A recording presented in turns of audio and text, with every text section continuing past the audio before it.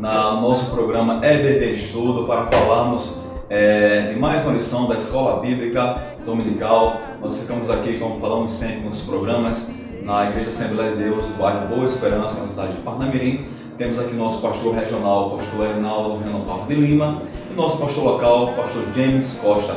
Eu sou Isaías Nascimento. E eu sou o professor Reidson. Estamos aqui para trazer a você, querido professor e também querido aluno, uma explanação, subsídios para que você possa melhor compor, confeccionar a sua aula de cada domingo na Escola Bíblica Dominical. E como enfatizamos sempre, esse programa não tem a intenção de substituir a EBD, nunca, jamais, tá? Compareça na sua igreja, veja esse programa, assista às aulas, leia a lição, mas sim contribua com a sua presença na Escola Bíblica Dominical, porque lá é o lugar de debate, lá é o lugar de tirar dúvidas, lá é o lugar onde você vai estar interagindo diretamente com o seu professor. É muito importante que você faça isso. E seguimos aqui nesse rol de lições, Rickson, que traz a intenção aqui da nossa casa publicadora é realmente trazer, enfatizar as doutrinas da nossa igreja Assembleia de Deus como uma igreja pentecostal. Então trazer essa ênfase, trazer essa edificação desses primórdios aí, né, que são basilares da nossa fé pentecostal. E hoje a lição de número 10, ela tem um título de O Senhor Jesus cura hoje, que é, como eu tenho dito, uma doutrina basilar realmente da nossa igreja pentecostal, Assembleia de Deus. O texto áureo está lá em Salmos 103:3, que diz assim: É Ele quem perdoa todas as tuas iniquidades e sara todas as tuas enfermidades. A verdade prática diz assim: a cura de enfermidades é um dos benefícios da obra redentora do Calvário. Tá, meus irmãos? Então esse foi o nosso texto áureo, lá em Salmos 103:3, e acabei de ler a verdade prática aqui da nossa lição. A leitura em classe, meus irmãos, é muito importante que você faça. Nós vamos fazer aqui para não alongarmos muito o nosso tempo, mas é muito importante que você faça com seus alunos na sua classe. Não deixe de fazer a leitura bíblica, que está lá em dois livros, em Isaías 53, Velho Testamento, e também está em Mateus capítulo 8, no Novo Testamento. A gente pode observar, já com essas duas situações, que o mesmo Deus que curava no Velho Testamento é o mesmo Deus que cura no Novo Testamento também, e que cura também nos dias atuais. Ele não mudou, né? Sendo assim a sua soberana vontade, porque entendemos que a cura divina, como todos os milagres em qualquer aspecto espiritual, ele é realmente pautado na soberania de Deus sobre a vida humana. Amém, meus irmãos?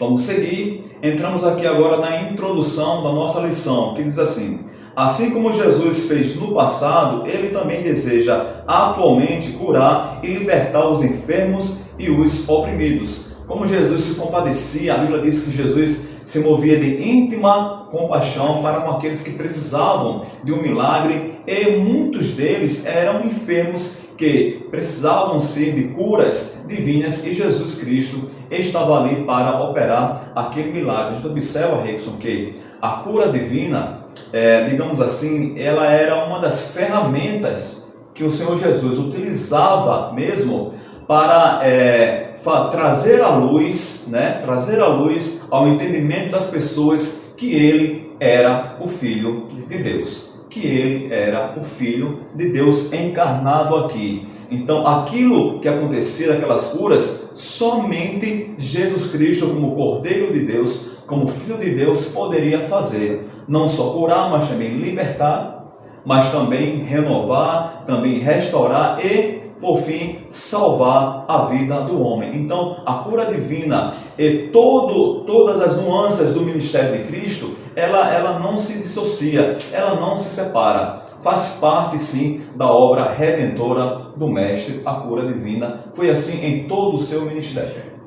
Exatamente. E dando continuidade, já com essa introdução, né, que a cura sendo aí um dos elementos que fazia parte do ministério de Jesus, né, e vamos então observar essa cura antes de nos pautar ao ministério de Jesus, vamos observar também como era a questão da cura divina no Antigo Testamento. E por isso o primeiro tópico da lição, ela traz aí como tema a cura divina na Bíblia.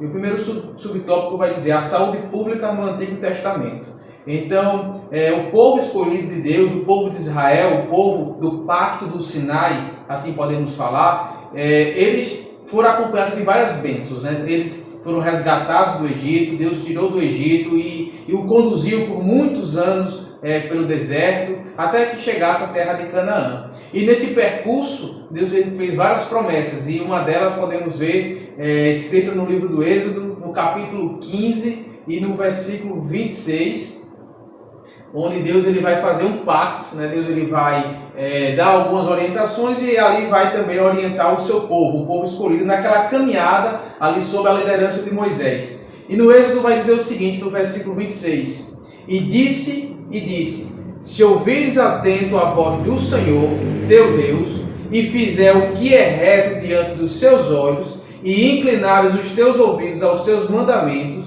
e guardar todos os seus estatutos, nenhuma das enfermidades porei sobre ti, que pus sobre o Egito, porque eu sou o Senhor que te sara. Então aí observamos uma grande promessa de Deus, uma promessa que Deus ele vai sarar, que Deus ele vai curar, e ele faz uma promessa específica para o povo dele, mas é importante observar que essa promessa ela vem com algumas questões, né? Observa que ela tem uns pormenores, vamos assim dizer. Observa que ele vai dar uma condição: se ouvir a minha voz, se fizer o que é reto, se inclinar os seus ouvidos aos meus mandamentos e se guardar os meus estatutos. Se você fizer tudo isso, eu não vou te lançar nenhuma doença como eu coloquei no Egito. Eu sou o Deus que vou te sarar, eu sou o Deus que vou te curar. Então observa que Deus, já naquela caminhada do povo de Israel, ele tem uma promessa de que eles seriam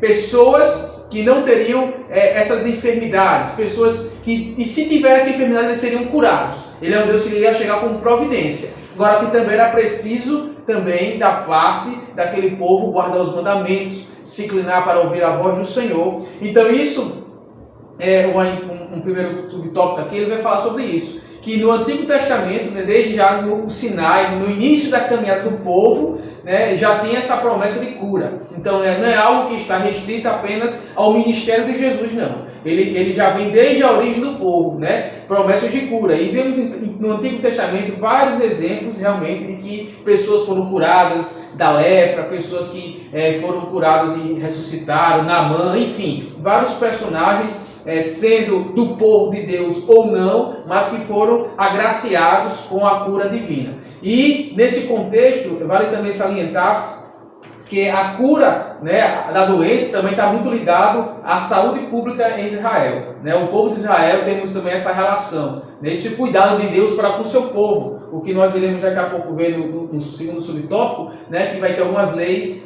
no Levítico, que é justamente é muito mais que a questão de cerimônia, está muito ligada à questão da saúde pública, tanto de forma individual como de forma coletiva. Então, essa saúde, Deus ele tem interesse na saúde do seu povo, Deus ele tem interesse na qualidade de vida do seu povo. Isso é importante frisar, porque por muitas vezes alguns pentecostais eles descuidam dessa parte, mas é importante que, lógico que Deus ele cura, sim, é o tema central da lição de hoje, mas que também a prevenção ela é muito importante, né? E Deus tem esse cuidado, né? Ele tem essa importância, ele valoriza isso também, que devemos fazer a nossa parte e Deus, sim, ele também continuará fazendo a sua parte.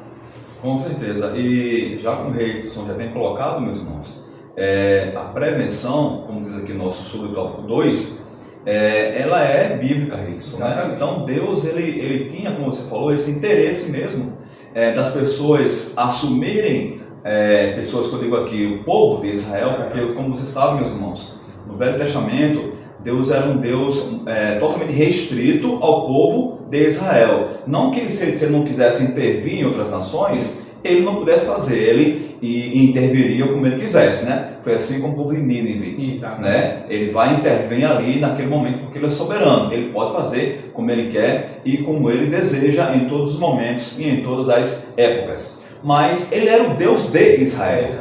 né? Ele era o Deus de Israel, era uma coisa bem exclusiva realmente. E Deus aqui, irmãos, ele traz para Israel a lei mosaica, e essa lei mosaica, Reison, ela tinha alguns elementos que falavam sobre alimentação. Exatamente. Falava sobre alimentação.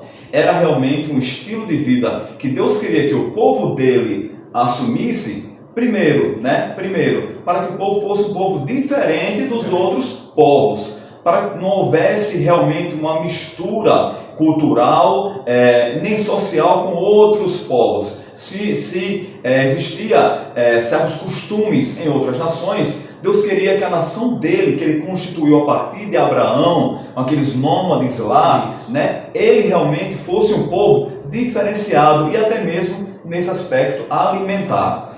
Era uma questão de diferenciação, mas também, meus irmãos, era uma questão de saúde pública para Israel. Então, no Velho Testamento, o Senhor Deus traz todas essas situações alimentícias para o povo, algumas restrições, algumas restrições de alimentos, para tratar o povo de maneira diferente, mas para também criar um hábito saudável de alimento para aquele povo israelita, né, meus irmãos? E isso se perpetuou ao longo da história, né, e chega, meus irmãos, até Cristo, até Jesus, naquela ocasião em que alguém criticou os discípulos do Mestre por comer sem lavar as mãos. Sem lavar as mãos. E Jesus, para resumir essa história, diz o quê? Que o que contamina o homem não é aquilo que entra pela sua boca, porque aquilo que entra vai para o ventre e é lançado fora, mas sim por aquilo que sai do coração do homem, ou seja, para tudo aquilo que o pecado tem feito dentro da alma do homem, que acaba exteriorizando em ações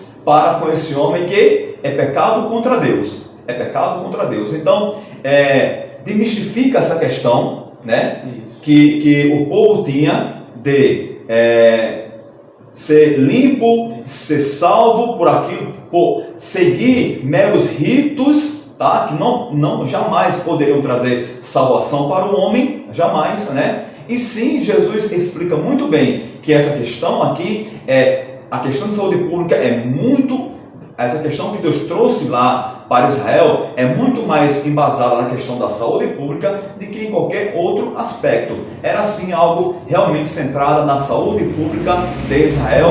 Não era uma questão de purificação da alma, não era uma questão de salvação, e sim de saúde do povo de Deus. E que o que poderia macular o homem não era aquilo que ele colocava na sua boca e ao ventre, como eu já coloquei, mas sim aquilo que saía do seu coração, porque a boca fala do que o coração está cheio. Então Cristo, ele deixa isso muito bem claro e explica muito bem toda essa questão para o povo, e mais lá na frente nós vamos saber, através do apóstolo Paulo, que a salvação é pela graça de Deus. Exatamente.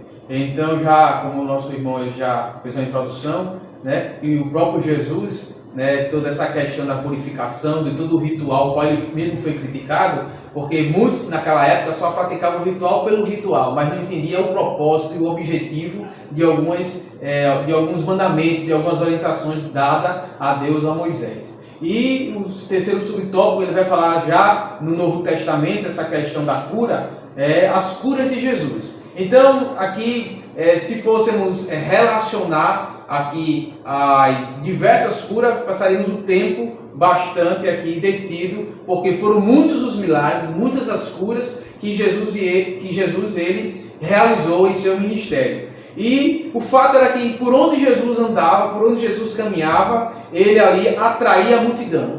E muitos não procuravam Jesus não pelo que ele representava, não por uma questão de mudança de vida, mas iam apenas atrás dos milagres. Essa era a verdade. Tem um momento que ele fala que vocês vieram aqui por causa do pão, vocês vieram aqui porque viram o que eu fiz de milagre, de maravilha. Então muitos ali, tinham alguns realmente que seguiam Cristo, porque viam nele o Messias, entendiam que ele era o enviado de Deus, né, que trazia a salvação para Israel, mas alguns outros só iam atrás de Jesus por questão de uma cura. Mas o fato é que, independente do interesse, o fato é que Jesus ele curou, que Jesus ele libertou diversas pessoas, né? Jesus ele efetuou várias curas. E aqui em Mateus capítulo 4, eu vou ler apenas um versículo, que é o versículo 23, vai dizer o seguinte: e percorria Jesus toda a Galileia, ensinando nas sinagogas. Olha aqui, Jesus ele ia para a Galileia ensinar nas sinagogas, pregar o evangelho do reino e curar as enfermidades e a moléstia entre o povo. Então, observa que no ministério de Jesus ele ia ensinar, ele ia pregar e ele curava as enfermidades e moléstia do povo. E essa cura, vai falar, essa fama correu por toda a região e muitos eram levados até a presença de Jesus. Por quê? Porque essa fama se espalhou, que havia um homem em Israel que efetuava cura, que fazia prodígios e milagres. Então, no ministério de Jesus, isso é fato, né, bastante conhecido, de que ele efetuou várias curas. E aqui, continuando ainda no mesmo subtópico, vai dizer: Jesus veio ao mundo para salvar os pecadores. Essa é a grande missão. A missão do Messias principal, vamos assim dizer, é resolver o problema do pecado. É resolver a questão da separação entre Deus e o homem que originou com o pecado. Porém, no entanto, apesar dessa ser a grande missão do Messias, de salvar o homem do pecado, né, pela questão da miséria humana, pela condição de miserabilidade, pela uma situação de pecado e por uma situação que nós somos pecadores e herdamos, dentre as consequências do pecado, as doenças.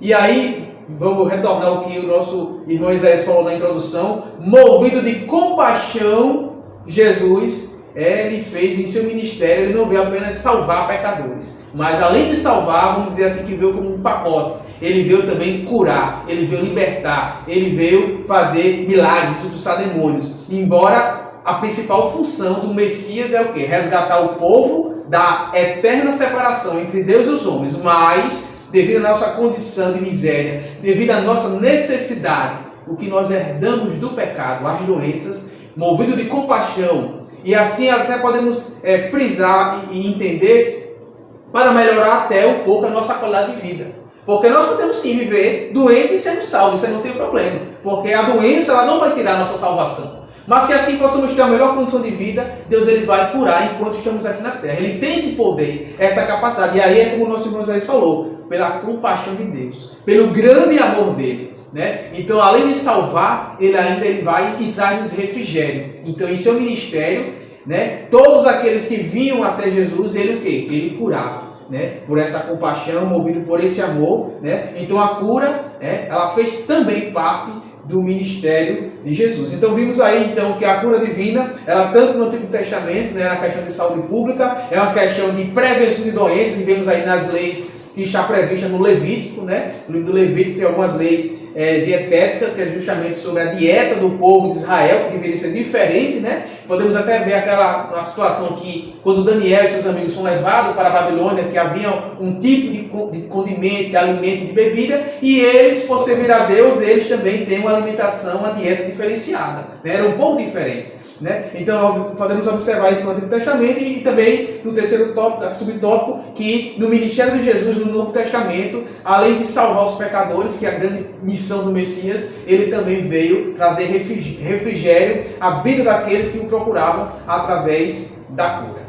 Com certeza, sempre uma coisa vai estar ligada à outra, porque Deus é o Deus que pode todas as coisas. O Deus que salva é aquele Deus que cura, e é o que batiza com o Espírito Santo, e é o que leva para o céu. E é o que um dia vai voltar para buscar a sua igreja.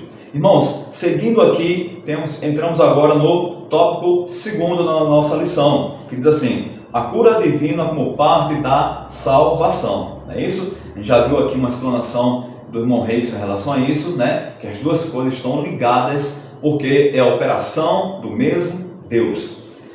Diz assim, meus irmãos, o discurso profético de Isaías 53, né? Leia em classe, meu querido professor, todo esse capítulo, tá? Para você ter uma ideia geral do que esse capítulo traz para você. Leia todo esse capítulo com a sua classe. Encontramos alguns detalhes da salvação profética no Novo Testamento, que mostra com clareza que salvação e cura divina caminham juntas, caminham de mãos dadas, né? O subtópico primeiro fala assim: a salvação. Vamos lá. é um termo que se aplica a diversas ações de Deus no Antigo Testamento em favor do seu povo, como livramento da escravidão, da fome, da espada e também das enfermidades, meus irmãos, tá? O Deus que livrava da espada, da escravidão, era o Deus também que livrava o povo da enfermidade. Rickson já tocou aqui no versículo em que Deus disse que sararia o povo e não permitiria que as enfermidades que se achegou ao Egito também se chegasse ao povo, se o povo fosse fiel ao Senhor e cumprisse com algumas determinações que o Eterno estava impondo ali para o povo. Mas o que nós queremos colocar aqui, meus irmãos, é que a salvação ela também vinha trazendo consigo a questão da cura de enfermidades, a questão da cura divina, tudo isso pautado, meus irmãos, sobre a soberania de Deus. Então Deus fazia tudo isso pela sua infinita soberania. Adiantando aqui, meus irmãos, vamos ver mais embaixo um pouco, diz assim: Deus propôs a salvação para todas as pessoas, né? Você pode conferir isso lá em Tito 2:11. Tito 2:11. Queria que Reis de repente lesse para a gente isso aí, Tito 2:11, para a gente colocar aqui. Tito 2:11. Isso. Vai dizer o seguinte, a palavra de Deus: porque a graça de Deus se há manifestado, trazendo salvação a todos os homens. Trazendo salvação a todos os homens. Então, Deus ele não quer que nenhum homem se perca, né? Como diz também a palavra. Porém, nem todos os homens vão querer a Deus. Aí isso aí é outra coisa, é outro aspecto, tá, meus irmãos? Mas veja só, como Deus quer que todos os homens sejam salvos, tá? Deus também tem cura divina para todos os homens, assim Ele querendo curar. Assim Ele querendo curar. É muito bom quando nós estamos sobre a égide mesmo da direção de Deus perfeita. Tá? Não permissiva, mas perfeita, sempre deixando a vontade de Deus prevalecer sobre as nossas próprias vontades. Então, nós já vimos que Deus quer que todos os homens venham ao pleno conhecimento da salvação. Diz assim: e as condições para isso são, primeiramente, a fé em Jesus e o arrependimento dos pecados. A vontade de Deus é a salvação de todos os seres humanos, mas para isso, cada pessoa precisa se arrepender de seus pecados e se converter ao Senhor Jesus, né? E se converter ao Senhor Jesus. As bênçãos do Senhor estão sobre aquele que reconhece a Jesus Cristo como seu Salvador. Então, o que eu quero dizer aqui, meus irmãos, veja só, é impossível que o homem tenha uma cura de Deus sem ter o conhecimento do próprio Deus. Para que você possa desfrutar da cura divina, é necessário, primeiramente, que a tua alma esteja curada, justificada pelo sangue de Jesus e que você seja, assim, templo e morada do Espírito Santo. Aí Deus, na sua soberania, pode ministrar sobre a sua vida uma cura divina, assim querendo Ele realizar, tá? Mas existe essa condição de você crer primeiro em Jesus Cristo como Salvador, para que o poder de Deus que pode curar, ele venha se manifestar em você de forma realmente perfeita, segundo a vontade de Deus que opera em todos os homens. Obviamente que Deus, estamos colocando aqui, Ele é soberano e Ele pode fazer como Ele quer e como lhe apraz, né? Porém, nós entendemos que para que você possa desfrutar não só da cura divina, mas para que você possa desfrutar de um relacionamento com Deus que traz cura, você precisa realmente ser restaurado, primeiramente, a tua alma em Jesus Cristo. Exatamente. Já entrando mais especificamente na cura divina, o segundo subtópico ele vai falar aqui e vai citar a declaração de fé das Assembleias de Deus no que tange a esse assunto, né? Então, o que é que a declaração de fé das Assembleias de Deus ela vai falar sobre a cura divina? E aqui foi extraído e diz o seguinte: a declaração de fé das Assembleias de Deus define a cura divina como um ato da soberania de Deus, como já foi falado no professor Isaías, um ato da soberania de Deus, graça e misericórdia divina. Então, o primeiro ponto é que a cura é um ato da vontade do próprio Deus, né? A sua soberania. Da graça de Deus, Ele nos abençoar com cura, mesmo sem merecermos, né? Isso aí é que entendemos de graça, de recebemos um benefício de Deus sem sermos dignos. E também da misericórdia, de sermos poupados da morte, poupados de males, né? de uma condenação, mesmo sendo digno dessa condenação. Então Deus também pode usar da sua misericórdia para nos curar. Então é um ato da soberania,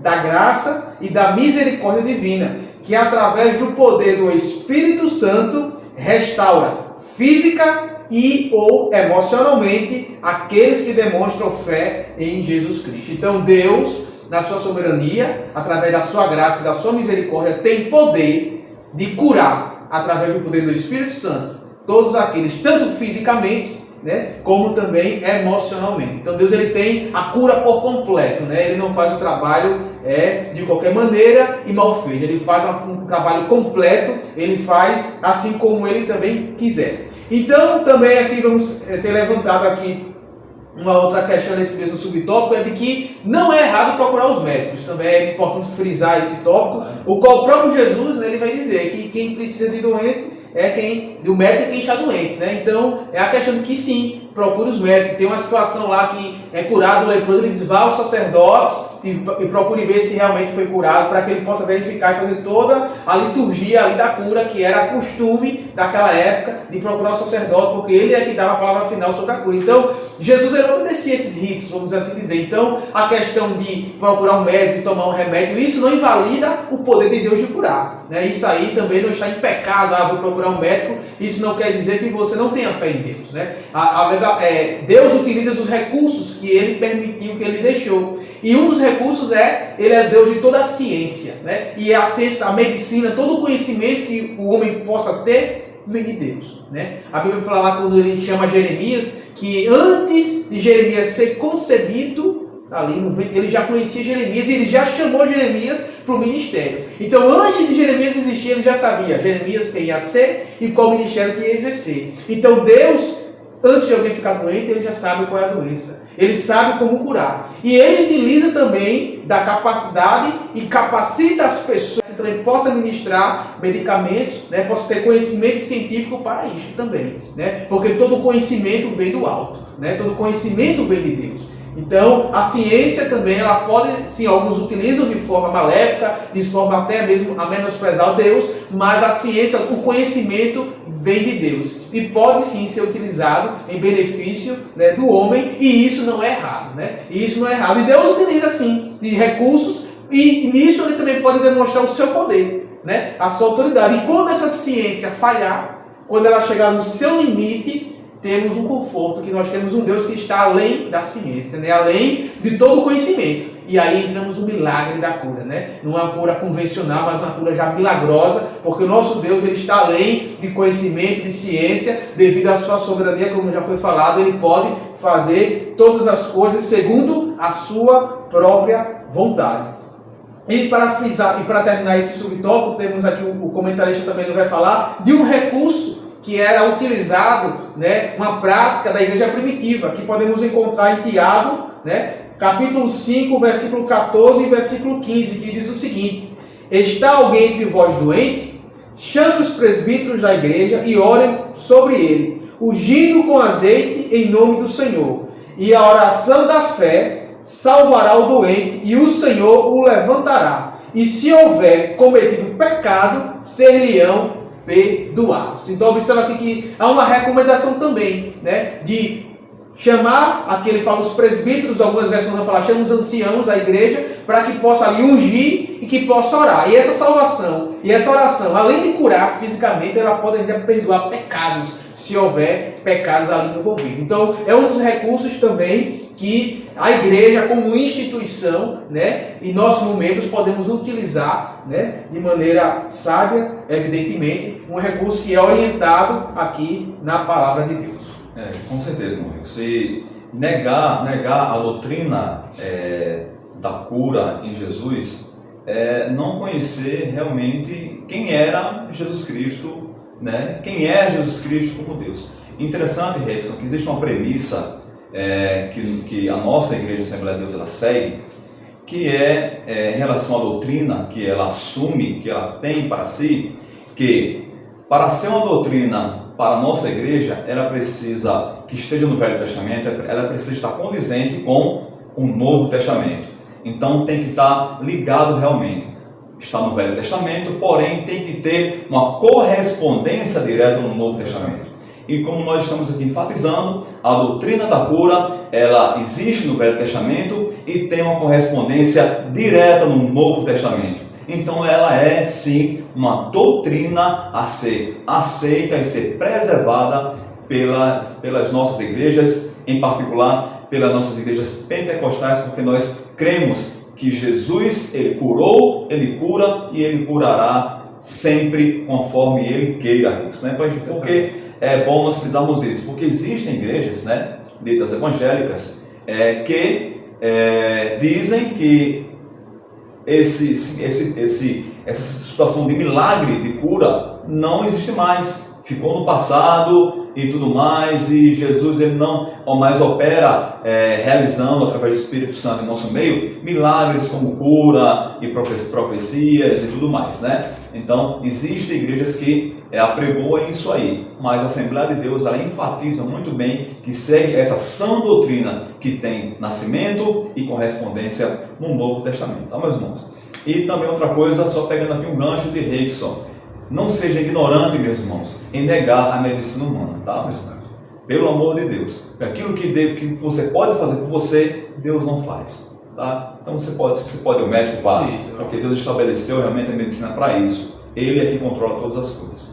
Meus irmãos, avançando aqui para o subtópico terceiro, vai falando sobre salvação e sobre cura. É aquilo que nós estamos colocando aqui, meus irmãos, em relação a tudo isso aqui que a lição traz. A salvação e a cura, elas são intrínsecas, né? Elas não se separam, meus irmãos. E são obras do mesmo Deus. É a operação do mesmo Espírito. O mesmo Deus que salva, ele é o mesmo Deus que cura. O mesmo Deus que cura é o mesmo Deus que salva o ser humano. A obra de Jesus é completa.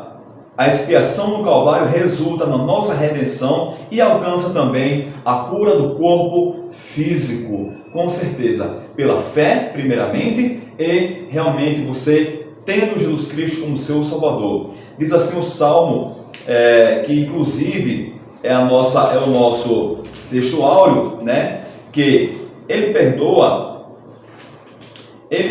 todas as nossas iniquidades e sara todas as nossas enfermidades, tá? Então, se por um lado ele perdoa essas iniquidades, quer dizer, ele salva o homem do pecado, ele também, por outro lado, sara todas as enfermidades, sara todas as nossas enfermidades. Então, ele sara num movimento só, se assim ele quiser, também o corpo físico, porque ele é Deus, meus irmãos. E isso vale salientar também que não é uma questão de confissão positiva. Alguns têm Isaías 53, versículo 4, está aqui aberto. Queria que de repente você pudesse ler para a gente, bem rapidinho. Isaías 53, versículo 4 diz o seguinte: verdadeiramente ele tomou sobre si as nossas enfermidades e as nossas dores levou sobre si, e nós o reputamos por aflito, ferido de Deus e oprimido. Amém, meus irmãos. Quando eu falo que não é uma confissão positiva, porque existe essa religião da confissão positiva, né? Em que pega versículos isolados da palavra de Deus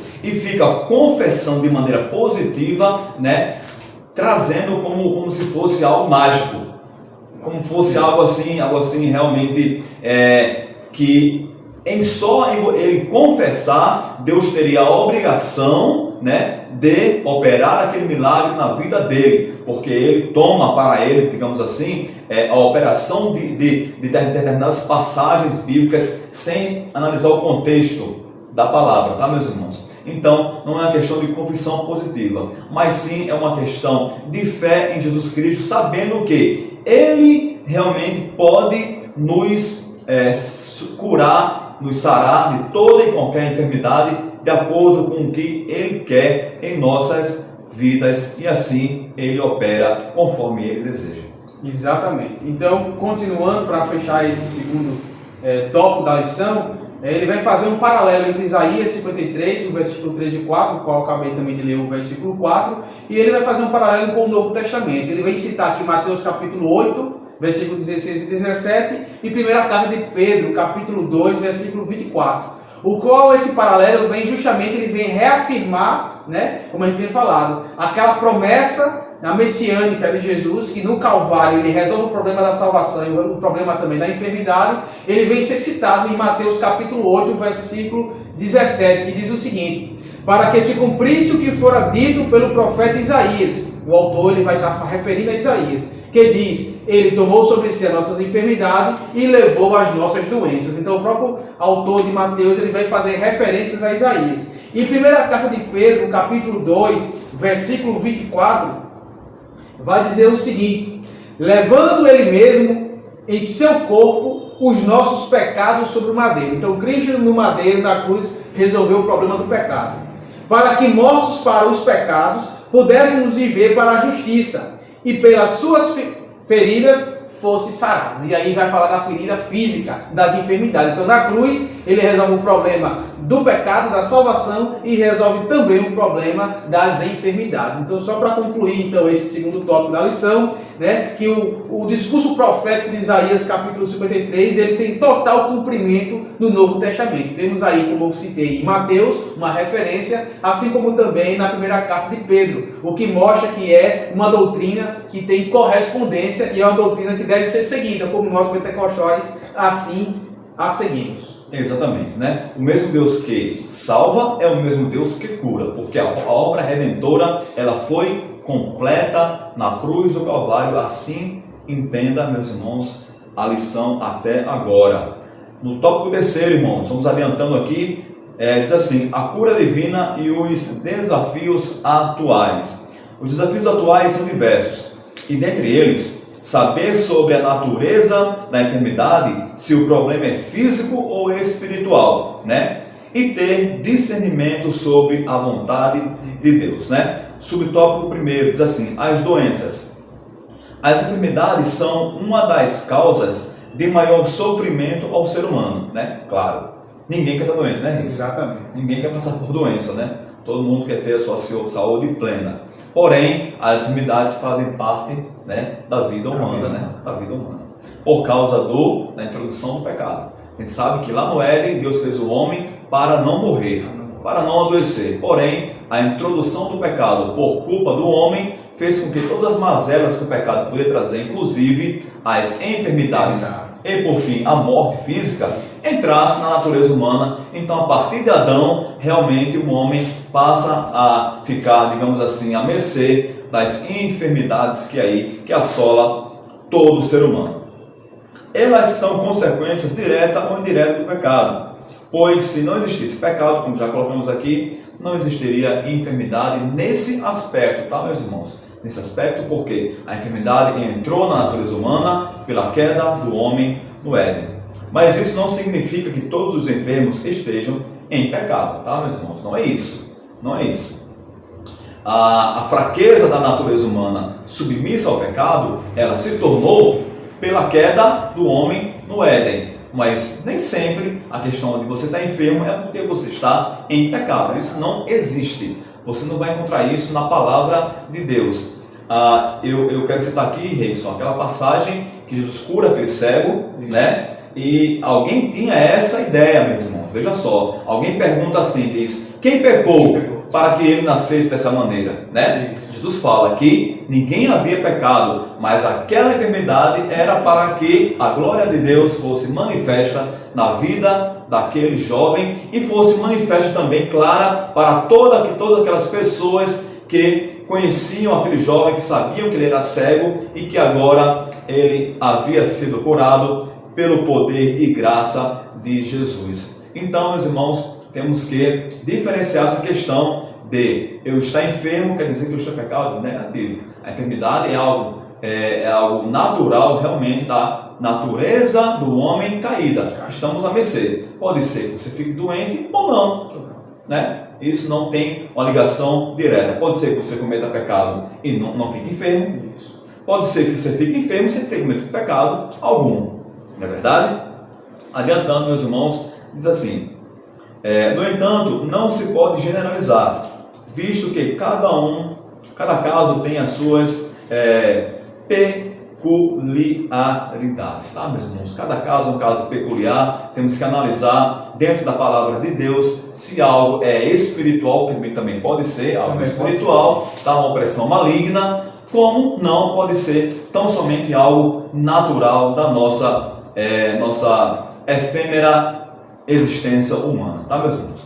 E continuando, né, sobre ainda a enfermidade, que é o tema principal, as enfermidades entre os crentes. Então, já falamos aí sobre que nem toda enfermidade tem a ver com pecado, né? Não há necessariamente uma relação. Mas o crente fica doente, é isso? Fica doente. E temos aqui na Bíblia exemplos justamente de pessoas e que eram pessoas, uma dessas aqui era uma pessoa que foi o maior missionário que nós podemos perceber e entender, né? O próprio apóstolo Paulo. Só isso, né? Só e ele vem aqui falar tanto em Coríntios, vem citar, como também em Gálatas. E é interessante, muitas pessoas não percebem isso, né? Mas em Gálatas, no capítulo 4, quando ele vai escrever a carta para aqueles irmãos, ele vem citar, né, que devido, ele começou a pregar o evangelho a eles devido à doença que ele tinha, e que essa doença, aqueles irmãos não rejeitou Paulo, porque tinha aquela doença, não foi um fardo para aqueles irmãos, né? Então em Gálatas capítulo 4, o versículo 13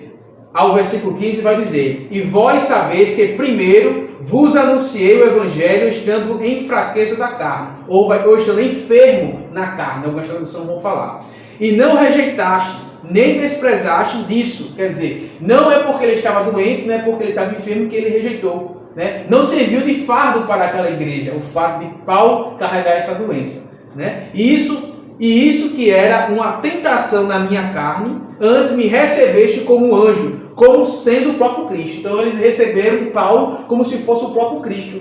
Ele abraçou, né, o Cristo.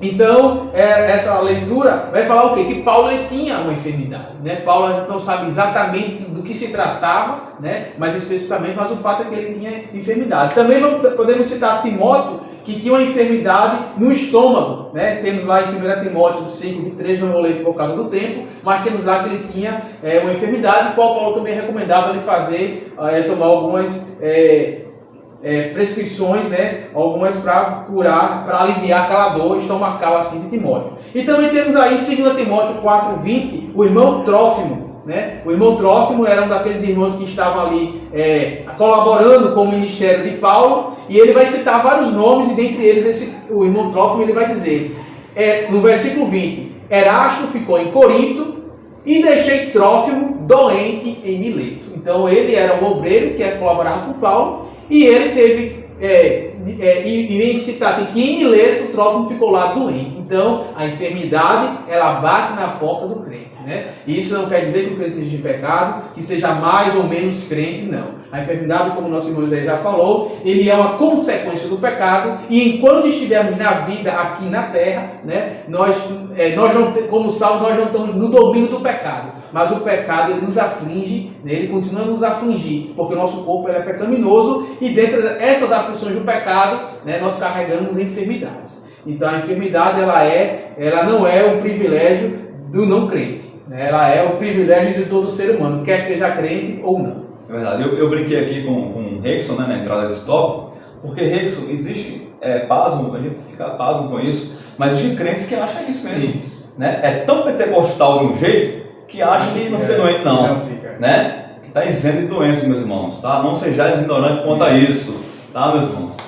O crente fica doente, sim. Tá? Vamos lá para o nosso subtópico terceiro, irmãos. Esse nosso tópico aqui tão relevante da lição. Diz assim: não confundir doença com possessão maligna. Tem muita gente que acha que toda a situação que o crente passa ou que o não crente passa está ligado com a possessão maligna, quando não é bem assim, meus irmãos. Pode ser uma possessão maligna? Pode, mas também pode ser algo natural realmente que acontece. Você precisa procurar um médico primeiramente, tá, meus irmãos? E se o médico não puder fazer nada, creia que Jesus tem todo o poder para curar a sua enfermidade, né, sem limites nenhum. Fala assim, meus irmãos: Jesus conferiu à sua igreja autoridade para curar enfermos e libertar os oprimidos do diabo. Está lá em Mateus 18, 8, Marcos 16, 15 a 20. É dever nosso usar essa autoridade no nome de Jesus para diminuir o sofrimento humano. Jesus tem saúde para dar a todos os enfermos, mas nem sempre compreendemos o plano de Deus para determinada pessoa. Pode acontecer, e pode acontecer, claro, que você pode orar e aquela pessoa não pode vir a ser curada, ou a pessoa mesmo pode orar, pedir a Deus uma cura, e ela não vir a ser curada, porque não é projeto, plano de Deus para a sua vida curá-la. É necessário, por algum motivo, e Deus sabe qual é esse motivo, que ela passe por esta situação, né? Para que ela passe por essa situação. Só Deus sabe realmente o motivo. Deus pode curar de maneira instantânea? Pode, claro, óbvio. Mas também Deus pode postergar isso aí, prolongar isso para ensinar de repente algo mais à frente dessa pessoa, ou fazer conforme apraz ao próprio Deus. Ele é quem faz. Nós devemos orar, confiar em Deus, mas sabemos que sempre a vontade de Deus é aquilo que prevalece. Ainda estamos aqui, meus irmãos, duas coisas básicas devemos observar. Primeiro, se a enfermidade é opressão maligna ou se é uma questão médica. Como já colocamos aqui, meus irmãos, existe essa diferenciação que temos que fazer, e só realmente com a oração e com um relacionamento mais intrínseco com Deus, mais achegado com o Senhor, é que nós vamos ter a capacidade de discernir isso aí, tá, meus irmãos, saber se é algo realmente natural ou se é uma possessão maligna. Saiba que Deus, Ele também pode revelar a você essa situação e pode libertar a pessoa dessa determinada opressão, meus irmãos, tá? Então vale sempre salientar isso, meus irmãos. Somos realmente crentes, cremos em Jesus Cristo como nosso Salvador, sabemos que Ele tem um domínio e controle sobre todas as coisas, tá, meus irmãos? Sobre céus, sobre terra, sobre inferno, sobre pecado, sobre tudo. Deus, Ele é soberano, meus irmãos, e tem destinado poder para a sua igreja, porque nós somos a representação direta, Rei, sobre o reino de Deus aqui na terra. E Ele disse que nós faríamos coisas muito maiores, até mesmo que Ele fez. Exatamente. Até mesmo que Ele fez, através do poder que nós opera pelo Espírito Santo de Deus. Porém, temos que saber que, como já colocamos, vamos enfatizar novamente, a soberania de Deus, ela prevalece. Nós oramos, nos confiamos, temos fé. Porém, curar fica para o Senhor na sua plena soberania. Exatamente. Então, já concluindo a lição de hoje, entendemos então que a cura, ela vem da parte do Senhor, que Ele tem poder para curar, Ele pode curar, se assim for do seu plano, se assim estiver em seus desígnios, e por vezes nós não compreendemos esses desígnios, esse plano, porque os pensamentos dele estão muito além do nosso pensamento, mas nós como igreja, individualizada, como também como instituição, igreja instituição, nós cremos no poder de Deus e que Ele tem poder para curar, e que a cura ela não foi restrita ao passado, ao Antigo Testamento, e a cura também não ficou restrita ao ministério de Jesus, nem à igreja primitiva. A cura é algo, ela é atual e ela está presente em nossa vida. Então, que estamos aqui graças a Deus por mais um término de uma lição, por uma conclusão dessa maravilhosa lição que vai falar sobre cura, e que você possa então compartilhar esse vídeo com mais pessoas, para que assim outras pessoas possam também ser abençoadas com esta palavra. Continue lendo, continue meditando na palavra, estudando, porque é com o conhecimento de Deus que nós crescemos. Se inscreva no canal, deixe o seu like, e assim você estará colaborando com a propagação da palavra de Deus. Amém.